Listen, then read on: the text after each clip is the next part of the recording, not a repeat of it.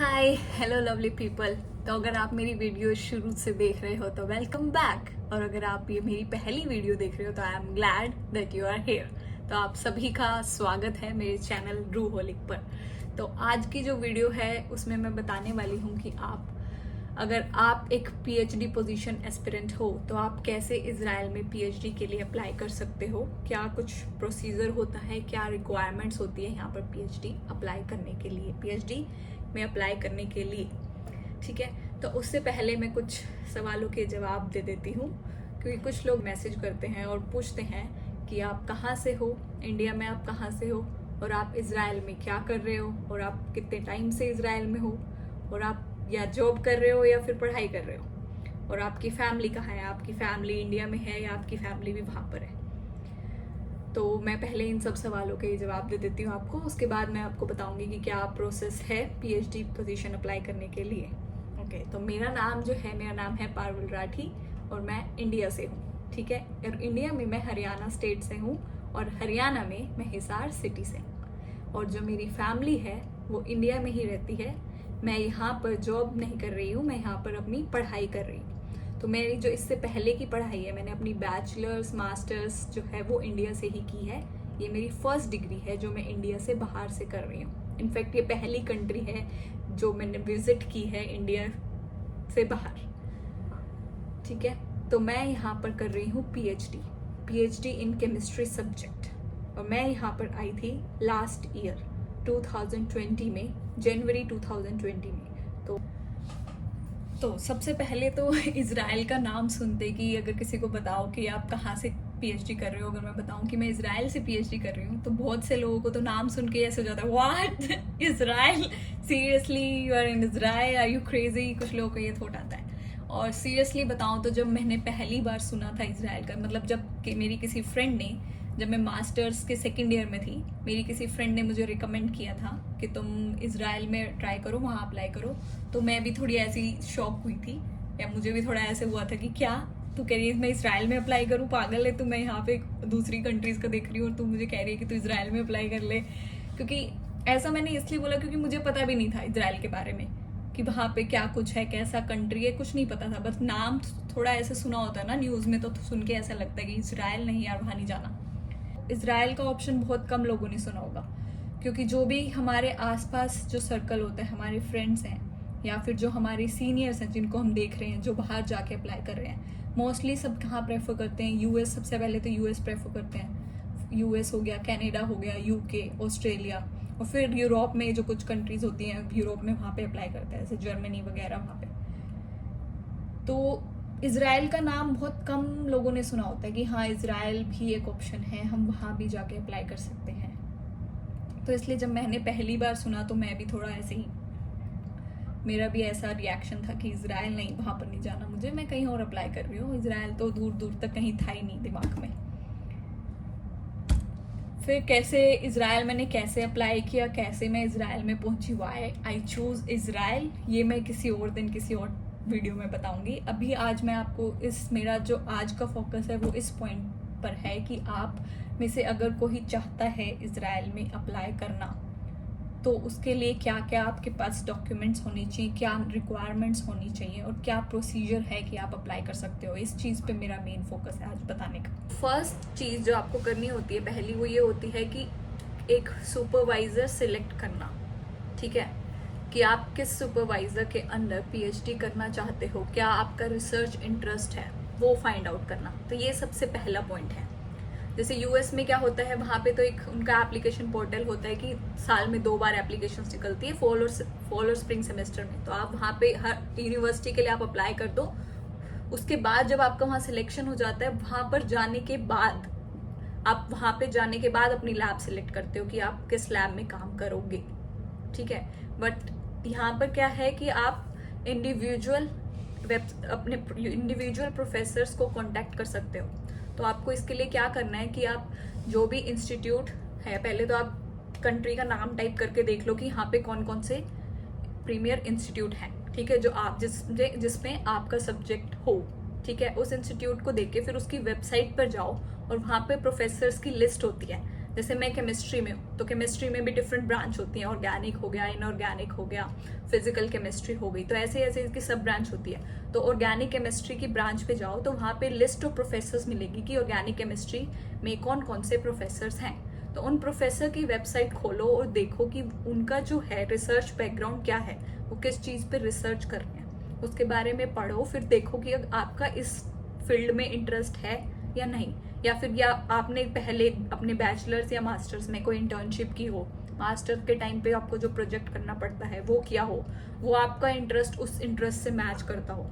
तो पहले आप ये चीज़ सिलेक्ट करो, हर यूनिवर्सिटी की वेबसाइट पर जाओ और प्रोफेसर्स का रिसर्च एरिया देखो क्या है। तो जब आपको कोई आपका इंटरेस्ट का प्रोफेसर मिल जाए तो आपको क्या करना है, उसकी मेल आईडी दी होगी, आपको उसको मेल करना है, ठीक है। और मेल कोई ज़्यादा लंबा चौड़ा मेल मत लिखना कि कई लोग होते हैं पूरा इतना लंबा एक चिट्ठा लिख देंगे मेल में, नहीं। प्रोफेसर्स बहुत बिजी होते हैं, तो बिल्कुल शॉर्ट एंड क्रिस्प मेल लिखो कि हाँ देख के पता चल जाए कि बंदा क्या पूछना चाह रहा है, ठीक है। तो उस मेल में बस आप इतना ये बताओ कि मैंने मास्टर्स किया हुआ है या जो भी है, और अभी मैं पीएचडी पोजीशंस के लिए पीएचडी पोजीशंस देख रही हूँ, और मुझे आपका जो थोड़ा ये एक्सप्लेन कर दो कि जो आपका रिसर्च है उसमें मुझे क्या अच्छा लगा, क्या चीज़ इंटरेस्टिंग लगी, और मैं आपको इसलिए मेरा जो इंटरेस्ट है वो आपके रिसर्च बैकग्राउंड से मैच होता है, और I am looking for a PhD position under your guidance. तो आप उनसे लास्ट में फिर एक क्वेश्चन पूछना, is there any position available under you, तो ये पूछ के और अपना सीवी अटैच करके उनको मेल लिख देना, ठीक है। तो ऐसे आपको सिर्फ एक प्रोफेसर को मेल नहीं लिखना है, जितनी सारी यूनिवर्सिटीज़ हैं, 4-5 यूनिवर्सिटीज़ जो भी आपको मिलती हैं, उसमें आपको हर यूनिवर्सिटी में अगर 1 या 2-3 प्रोफेसर्स आपके इंटरेस्ट के मिल रहे हैं तो उन सबको मेल लिखो, सेम मेल लिख के सीवी भेज दो उनके इंटरेस्ट के अकॉर्डिंग, फिर वेट करो उनके रिप्लाई का, ठीक है। तो ये करना है आपको। उसके बाद क्या होगा कि अगर किसी प्रोफेसर, और क्या होता है कई बार ये भी होता है कि अगर मान लो कोई नया प्रोफेसर है या उसके अंडर कोई पीएचडी पोजीशन अवेलेबल है, तो उसको अपनी वेबसाइट पे मेंशन करके लिखेगा कि right now we have PhD और post doc positions available in our group. तो जिन पे ये लिखा हो तो उनके अंडर तो ज़रूर अप्लाई करो। अगर नहीं भी लिखा हुआ तो भी आप मेल करके पूछ सकते हो, पूछने में कोई हर्ज नहीं है कि आपके पास पोजीशन है या नहीं। तो क्या होगा, मोस्ट ऑफ द टाइम्स वो रिप्लाई नहीं करते हैं कई बार प्रोफेसर्स, तो उसका मतलब ये समझ लो कि मतलब उनके पास पोजीशन नहीं है। कई बार क्या होता है, कुछ प्रोफेसर, जैसे जो मेरे प्रोफेसर हैं जिसके अंडर मैं कर रही हूँ, तो उन्होंने मुझे बोला जब बाद में बात हुई कि उन्होंने बोला कि मैंने एक ऑटोमेटिक मैसेज, वो ऑटोमेटिक रिप्लाई जनरेट किया करके रखा हुआ है कि मेरे पास डेली के इतने सारे मैसेजेस आते हैं। और मुझे याद है अपना टाइम कि जब वो पोस्ट डॉक पोजीशंस के लिए देख रहे थे और जब उनको रिप्लाई बैक नहीं आता तो वो बहुत इरिटेटेड फील करते थे कि एटलीस्ट एक, अगर उन्हें नेगेटिव रिस्पॉन्स भी देना है तो एटलीस्ट एक रिप्लाई तो कर दें।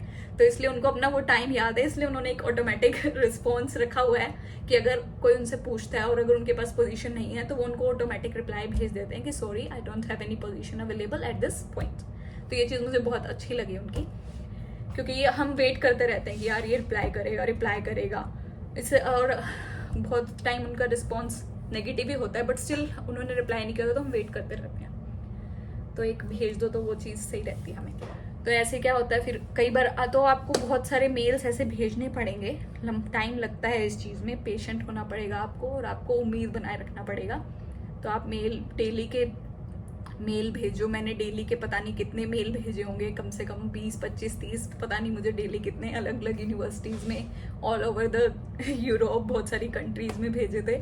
उसके बाद जाके फाइनली फिर यहाँ पे हुआ था जब फाइनल सब कुछ हो गया था। तो इस चीज़ में टाइम लगता है, ठीक है। तो पहला पॉइंट तो ये हो गया कि आपको अपने इंटरेस्ट का प्रोफेसर ढूंढना है, उसको मेल करना है, ठीक है। उसके बाद दूसरा पॉइंट क्या आता है, अगर आपको पॉजिटिव रिस्पॉन्स आ जाता है प्रोफेसर का कि yes I have a position available, और वो आपका सीवी देख के उसको लगता है कि हाँ ये बंदे में पोटेंशियल है या इस बंदी में पोटेंशियल है, कुछ बात है, तो ये मेरे ग्रुप में आ सकता है, तो वो आपको रिप्लाई करेगा। उसके बाद क्या होगा, उसके बाद वो आपसे कुछ डॉक्यूमेंट्स मांगेंगे, ठीक है। आपने सीवी तो भेज ही दिया, उसके बाद वो आपसे क्या मांग सकते हैं, आपकी एमएससी की मार्कशीट या ट्रांसक्रिप्ट, आपकी बैचलर्स की मार्कशीट मांगेंगे, और आपसे आपका वो रिकमेंडेशन मांगेंगे, 2 प्रोफेसर से रिकमेंडेशन मांगेंगे। रिकमेंडेशन जो होता है बहुत ही इम्पोर्टेंट होता है, सबसे इम्पोर्टेंट रिकमेंडेशन ही है। तो आपसे वो 2 रिकमेंडेशन, तो कुछ कोई 2 मांगता है, कोई 3 मांगते हैं, पर 2 तो मांगते ही हैं। और 2 में से एक रिकमेंडेशन उस प्रोफेसर का होना चाहिए जिसके अंडर आपने अपनी मास्टर्स थीसिस करी है, ठीक है।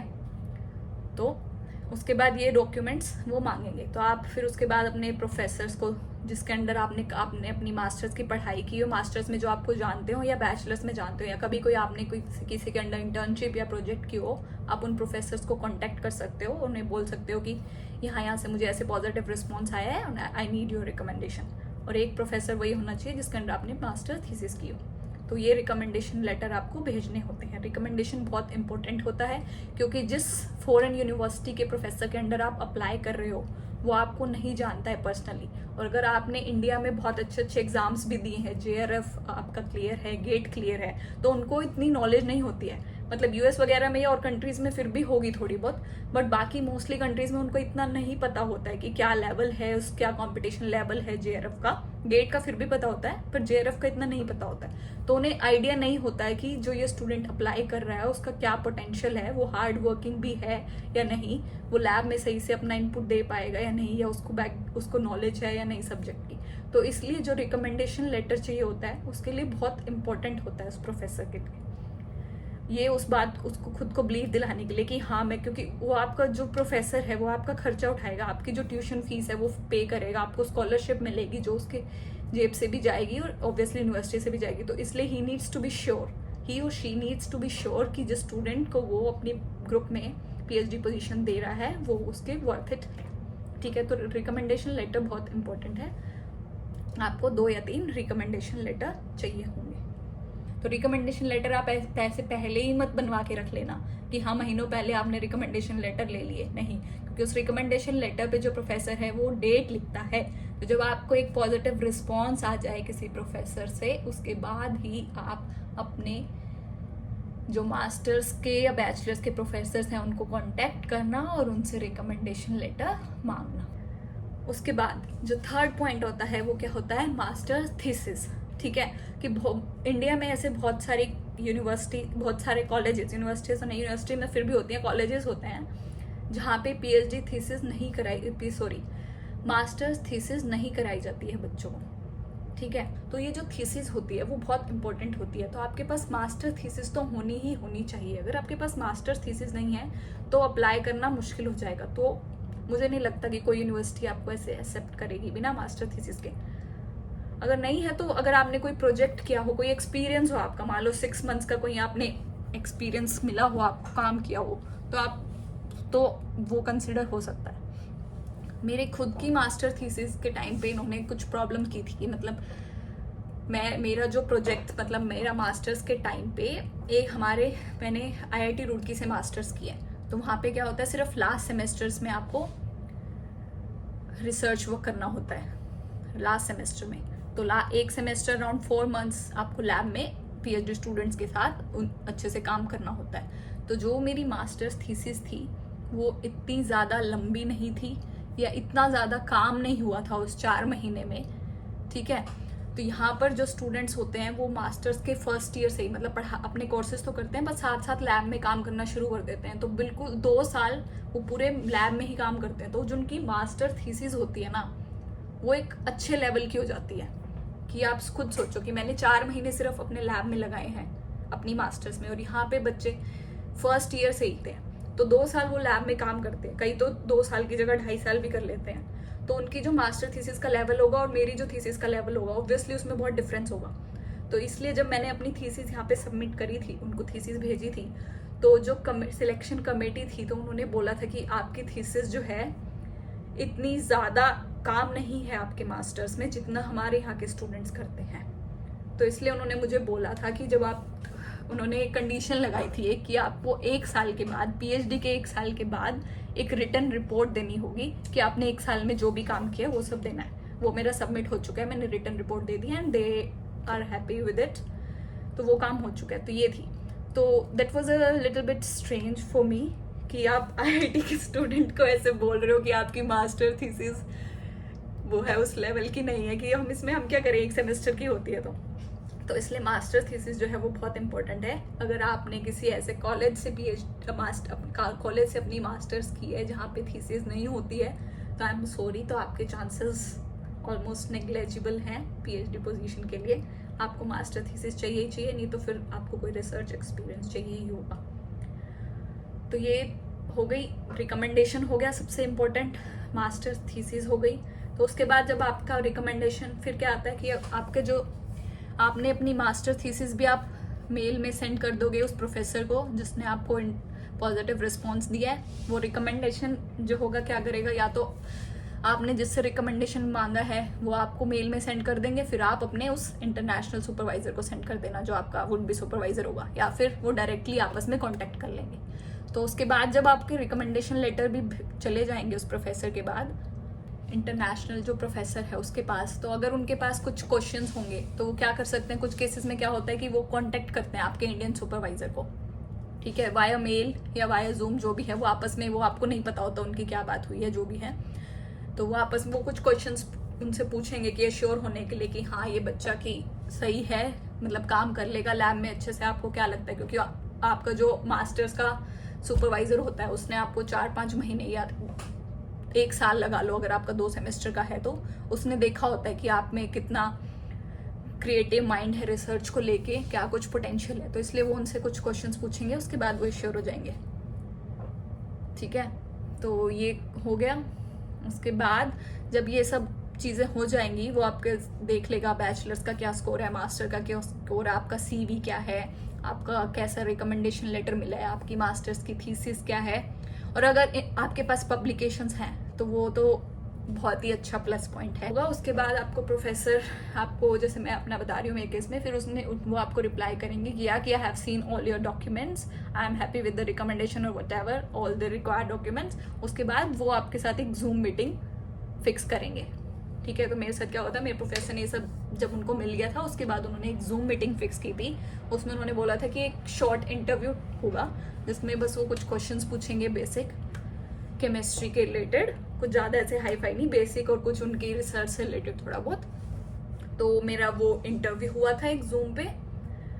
उसके बाद इंटरव्यू हो गया था, इंटरव्यू ठीक था, इंटरव्यू सही हो गया था। इंटरव्यू के बाद उन्होंने लास्ट में बोला था कि मैं तुम्हें कुछ क्वेश्चंस भेज रहा हूँ, 2-3 क्वेश्चंस, उनको सॉल्व करके उनके आंसर्स भेज देना, बस वो भी इंटरव्यू का ही पार्ट था, ठीक है। तो वो भेजने थे। उसके बाद सब हो गया, फिर उनको ये हो गया था कि ओके, वो श्योर हो गए थे, ठीक है, वो हैप्पी थे मेरे रिस्पॉन्स से।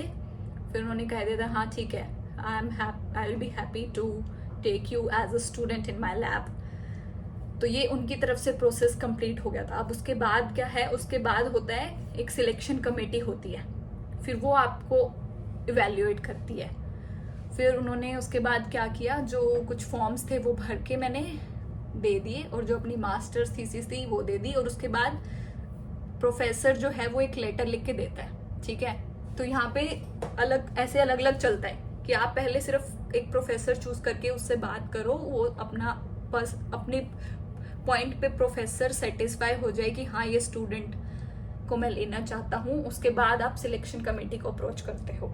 तो प्रोफेसर अपने पॉइंट पे सेटिस्फाई हो गया, प्रोफेसर एक लेटर देगा कि हाँ कि मैंने सब जो है रिक्वायरमेंट्स थी जो वो पूरी कर ली हैं अपनी तरफ से, और I will be happy to take this student in my research group. तो वो एक लेटर लिख के साइन करके दे देगा। तो वो सब डॉक्यूमेंट जो है फिर अब जाएंगे सिलेक्शन कमेटी के पास। तो अब सिलेक्शन कमेटी जो है वो रिव्यू करेगी इसको। तो ये जो पहला प्रोसेस था प्रोफेसर तक का, वो तो बहुत जल्दी हो गया था। उसमें आई थिंक 2-3 वीक्स, और हार्डली 1 महीना ही लगा होगा, 2-3 वीक्स ही लगे थे। तो जो सिलेक्शन कमेटी जो होती है वो थोड़ा ज़्यादा टाइम ले सकती है। जिस टाइम पे मैंने अप्लाई किया उस टाइम पे यहाँ पे छुट्टियाँ भी चल रही थी, तो जो सिलेक्शन कमेटी की मीटिंग थी वो बहुत टाइम के इंटरवल के बाद हो रही थी, इसलिए जो पूरे प्रोसेस में टाइम लग गया था। तो उसके बाद सिलेक्शन कमेटी जो है वो क्या करती है, वो आपके सारे डॉक्यूमेंट्स को रिव्यू करती है कि हाँ सब डॉक्यूमेंट्स ठीक हैं। वो आपके रिकमेंडेशन लेटर भी चेक करती है, और जो आपका इंटरनेशनल सुपरवाइजर होने वाला उसका लेटर देखती है कि हाँ उनकी तरफ से लेटर आया हुआ है, और फिर वो आपकी मास्टर थीसिस भी देखती है। तो यहाँ पे मेरे टाइम पे उन्होंने ये कहा था कि वो सेटिस्फाई नहीं थे मेरी मास्टर थीसिस से, क्योंकि उन्होंने कहा कि जो यहाँ पे जो स्टूडेंट्स मास्टर्स में काम करते हैं और जो उनकी थीसिस होती है वो काफ़ी एक अच्छे लेवल पे पहुंच जाती है, ठीक है। मतलब वो थोड़ी काफ़ी इलेबोरेटेड होती है, काफ़ी कुछ किया होता है उन्होंने। और आपकी जो थीसिस है वो आपने सिर्फ एक सेमेस्टर ही किया है ऑब्वियसली, तो इतना कुछ ज़्यादा काम नहीं है उसमें। तो इस चीज़ में उन्होंने काफ़ी टाइम लगा दिया, बट फाइनली दे एग्रीड कि हाँ ठीक है कि हम आप उन्होंने एक्सेप्ट कर लिया। बट उन्होंने कहा कि 1 साल के बाद एक रिटर्न रिपोर्ट दे देना।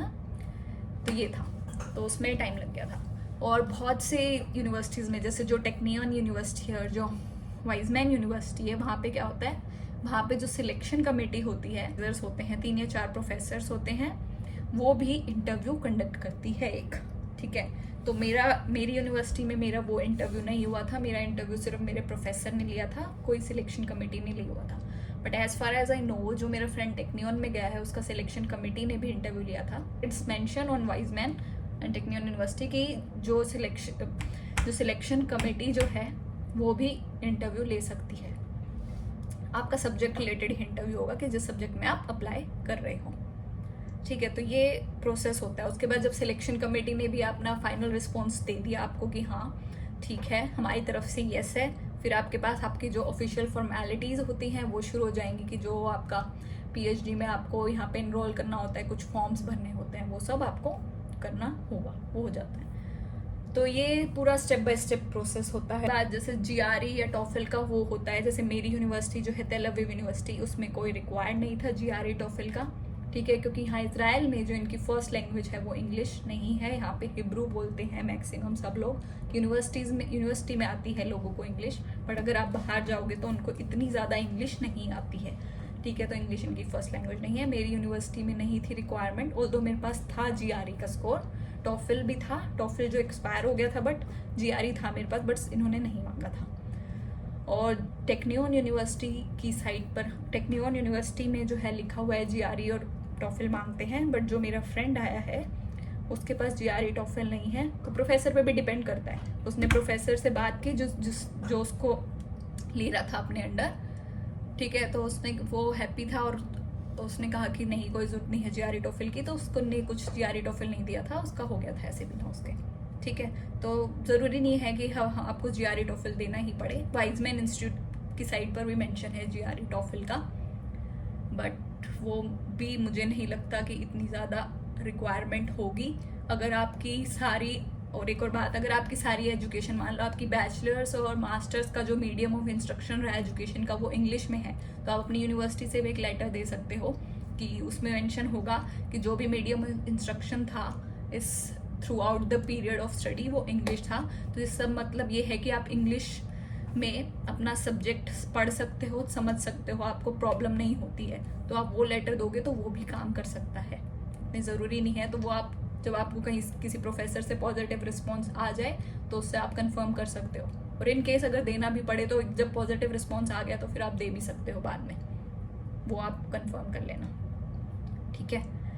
तो ये सब था। उसके बाद इजराइल में जो हैं बहुत से इंस्टीट्यूट्स हैं, तो जो सबसे अच्छा यहाँ का प्रीमियर इंस्टीट्यूट है वो है वाइजमैन इंस्टीट्यूट। उसका बहुत नाम है पूरी all over the world, top renowned universities में आता है। वहाँ पर काफ़ी सारे नोबल लॉरिएट्स हैं वाइजमैन इंस्टीट्यूट में, तो वहाँ पर आप अप्लाई कर सकते हो। मतलब वहाँ पे कोर रिसर्च होती है वाइजमैन इंस्टीट्यूट। फिर एक है टेक्नियन यूनिवर्सिटी, वो भी बहुत अच्छी है, टेक्नियन यूनिवर्सिटी। फिर थर्ड आती है तेल अवीव यूनिवर्सिटी, ठीक है। और है यहाँ पर बेन गुरियन यूनिवर्सिटी है और एक हिब्रू यूनिवर्सिटी है। तो ये 4-5 यूनिवर्सिटीज़ हैं जो मेन यूनिवर्सिटीज़ में आती हैं, बाकी और भी यूनिवर्सिटीज़ हैं, बट ये जो है मेन आप इन पे टारगेट रखना। बाकी आप अपने सब्जेक्ट के अकॉर्डिंग देख सकते हो, मैं अपने सब्जेक्ट के हिसाब से बता रही हूँ। तो अगर आप चाहो, अगर आपके पास जीआरई का स्कोर नहीं है या आपने दिया है, आपको लगता है कि ये स्कोर इतना अच्छा नहीं है कि मैं कहीं और अप्लाई करूँ यूएस या कनाडा में, तो आप यहाँ पे इजराइल में भी अप्लाई कर सकते हो। और डोंट वरी कि इजराइल बहुत ही सेफ और बहुत ही सुंदर कंट्री है, ठीक है। ऐसा जैसे आप ऐसे थोड़ा बहुत न्यूज़ में सुन के अगर ऐसा लगता होगा कि इजराइल सेफ नहीं है, तो ऐसा बिल्कुल भी नहीं है, बहुत सेफ कंट्री है। तो आप इजराइल भी एक ऑप्शन रख सकते हो अगर आप पीएचडी के लिए अप्लाई कर रहे हो। सिर्फ यूएस, कनाडा, ऑस्ट्रेलिया ये सब ही ऑप्शन नहीं है, इजराइल को भी एक ऑप्शन लेके चलो। या बट अपने सब्जेक्ट की स्टडी कर लेना कि आपके सब्जेक्ट के लिए अच्छा है, अच्छी यूनिवर्सिटीज़ हैं या नहीं। मैं अपने सब्जेक्ट के लिए बता रही हूँ, केमिस्ट्री के लिए हैं यहाँ पर अच्छी यूनिवर्सिटीज़ और इजराइल एक अच्छा ऑप्शन है। एंड आई होप कि जो बच्चे अभी बैचलर्स में या मास्टर्स में हैं उन तक ये वीडियो पहुंच पाए और उनको कुछ हेल्प हो सके। और अगर आपका कोई और क्वेश्चन है तो आप कमेंट करके मुझे बता सकते हो या फिर मुझे इंस्टाग्राम या फेसबुक पे भी मैसेज कर सकते हो। I will surely help.